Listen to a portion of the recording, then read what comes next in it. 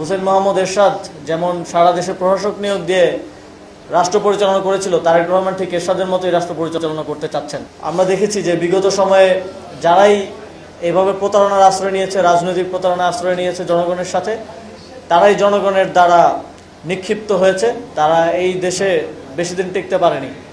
বাংলাদেশের জনগণ সঠিক সিদ্ধান্ত সব সময় নিবে, সামনের দিনেও নিবে।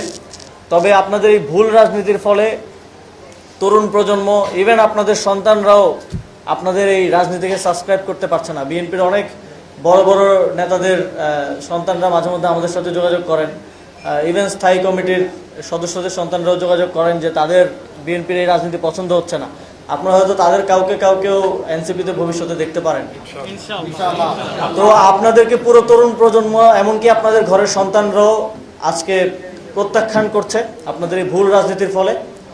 এবং বাংলাদেশে এটাই প্রমাণ করে যে বাংলাদেশে একটা নতুন বাংলাদেশ, যে বাংলাদেশের জন্য এত মানুষ জীবন দিয়েছে, এত আমাদের সহযোদ্ধারা আহত হয়েছে, এটা শুধু সময়ের ব্যাপার মাত্র সেই নতুন বাংলাদেশ বিনির্মাণ।